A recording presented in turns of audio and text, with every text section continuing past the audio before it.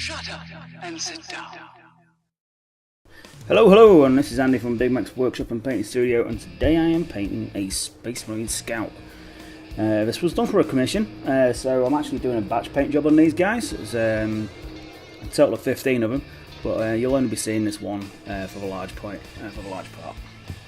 Okay, so obviously I start off with the airbrush, and I'm on to the cloaks first. I decided to do the cloaks and the trouser work first, which is start off with Khaki by Vallejo, which I wanted to do a sort of sand coloured camo cloak on and cloth work on these guys. It really works against the dark blue, which was requested. So a couple of good layers of the khaki, and you've got a really nice base, and it really does work well with the blue. So once I'd got that working on, I started work from the recessed areas and the bottom area of the cloaks and that with brown sand, which is another Vallejo game model colour paint, and just throwing a bit of depth into the recesses or all around the insides of the legs and the undersides of the model. The next layer was done from a 45-degree angle from the top, which was Vallejo Air's Dead Flesh, which actually turned out to be a really good colour match for the khaki. A nice highlight shade for it. So yeah, from about 45 degrees all around the model, getting them initial highlights in. Once I've got a decent coverage of the Dead Flesh, I went on to Moonray Flesh, which is a scale 75 paint. As you know, I've been using a bit of scale 75 regular. Apologies for the camera work. Obviously I was more focused on getting the commission done when recording this, so I can only apologise for any iffy camera work on this.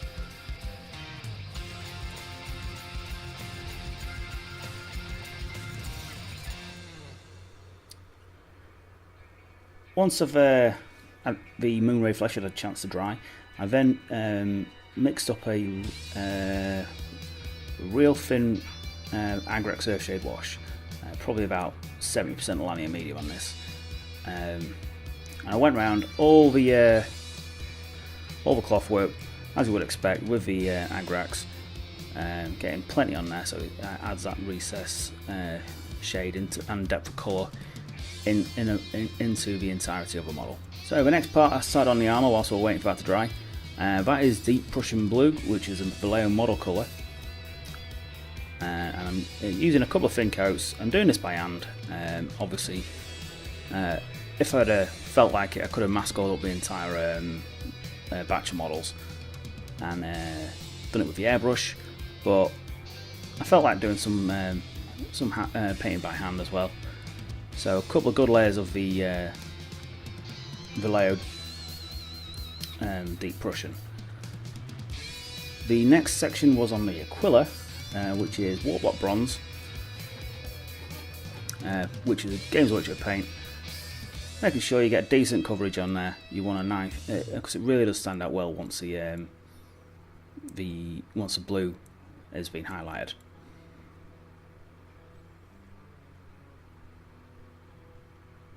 And I went around all the skulls and all the Aquilas and such, as you should imagine, with the same colour, getting them across the entire squad. The silver on the barrels, and all the silver was based in black metal, which is a bit of a go-to one. And for this sort of paintwork, you just can't go wrong with it. The leather sections, all the pockets and straps, etc., were based in GW's Rhinox hide. As always, a couple of thin coats. This is a really good colour for any kind of leather work, but I wanted a slightly different highlight shade on it, so I went a different way to what I would normally go. And as you can guess, with the face, I start off with a base of Tusker Fur. It's something I've been using a lot recently, and I do like it as a as a flesh base means you can do a decent paint job without using a wash. It's got that lovely rich pinky red tone into it. It does give you a good base for male flesh. So once the wash had dried, I then went on to a highlight of Moonray flesh again, picking out those raised sections, generally working right at the top, but did drag some of the highlight down a little bit on some of the more pronounced ridges. Just making sure you keep the paint thin so you can build up that colour wherever you need it. You don't want to have your highlights too stark. And the next section was a 50-50 of Moonray Flesh and Purity White, both for scale 75, although Purity White is just like any other white really. So you could have mixed it with, you could use any white for this particular shade. And just allowed me to finish on top highlights on the cloaks and the cloth work, really make the edges pop. Okay, on to the Aquila again. The next layer is Runal Brass, which I'm sure will come as no surprise. As always, the Runal Brass goes over the Warlock Bronze, lovely. It really does give you a nice colour transition when you get them in final white layers on there. I also went around and did all the buckles and the buttons in the same colour as well. Next was Sycorax Bronze, using it as very much a final highlight, but I do go one higher because I thought it looked a little bit flat, so I went with Bright Brass next as the top highlight for the metal work, really allowing me to bring the Aquila feathers and the buckles out from the model, making it really stand out nicely. Okay, onto the pouches, and the first highlight is a mix of Rhinox Hide and Go4 Brown. Both of these are GW colours. It's around about a 60-40 mix of Rhinox to Go4. Allowing it, doing a broad sweeping highlights on these just to bring some life to the very flat colour. Very one-dimensional when you've only got a one colour down. So the highlights are quite broad, but also, as always, really thin down, so you can feather that paint into the base colour so it doesn't stick out completely, apart from on the areas where you want it to. So on to some of the armour work. The first highlight is Tesla Blue by Scale 75. Now you can replace this with Magic Blue, which is a Vallejo colour, or you could use one of the deeper GW blues as well. It's just what I felt like using. It took a couple of layers to get a decent coverage off, because these are really fine paints, so they do appear a little bit translucent at times. The next colour was Mediterranean Blue, another Scale 75. Now this is approximately the same sort of shade as Alitok, I should imagine. So that would work equally fine. I was just trying out some different colours for the colour scheme, trying to make something a little bit more interesting, allowing myself to just express myself a little bit with the colour pan. Now onto the metals again, onto the steel, and that is a straight up highlight of chrome over the top. Now that's a very, very bright highlight, so as a result I throw a non-oil over the silver work, just to make it a bit more blended in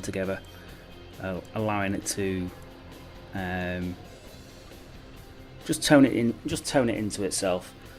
Otherwise it just look really weird, and that's the last thing anyone wants. Onto the scope, which is done in with blacks, which is grey black, again by Vallejo, scale 75, although Vallejo do have a similar colour.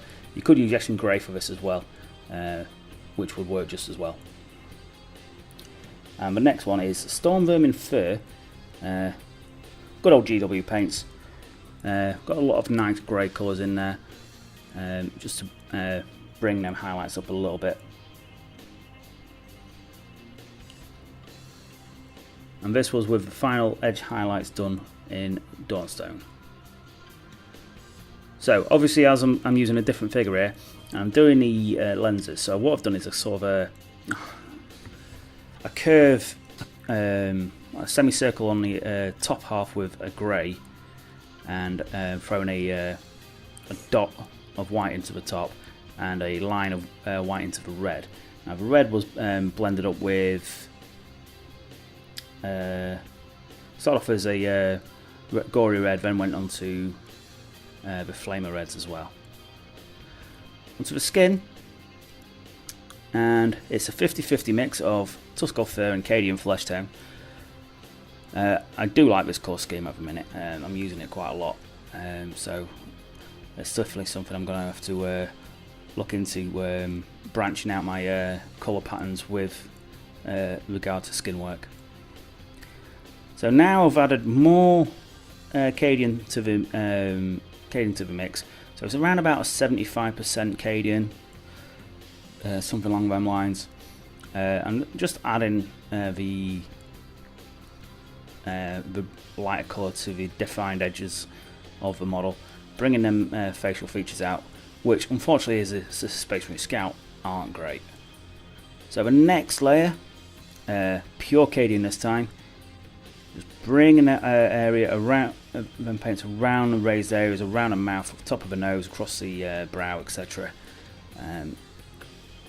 Allowing the older colours to see through, so you get some nice transition into the facial features.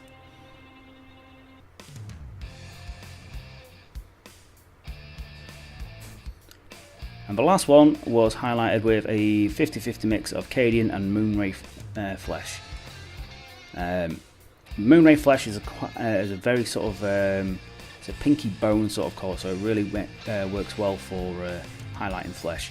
Now I have in the past used Vallejo Air's light flesh, which is quite pinky, so using this was slightly different, and it does give you a nice highlighted colour without it being too feminine. Now I wanted to add a little bit of stubble, so I just took a bit of purple from the shelf. I would normally use Homogaunt purple, but that's what recently died on us, so I just tried my luck at a different one.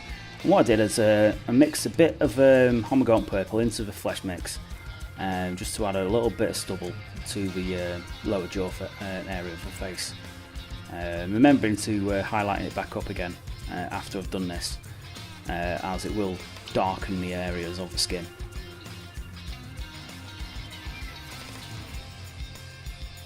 Now this just adds a little bit more character to the face of the models, allowing you to just take it up a little bit more, shows a little bit more care and effort's gone into the face, and makes the face look a little bit more lifelike, there's a bit more character to it. And there we are. That is a Space Marine Scout painted using predominantly a paintbrush, although at the beginning I did use a little bit of airbrush work. Apologies for the poor quality of the video, I do regret that. But if there's anything you want to ask, any questions you like to you want to see us, or anything any models you want to see us do, please let us know in the comments down below. If you like what you see, and please like and subscribe and share with your friends. Okay, take care, goodbye.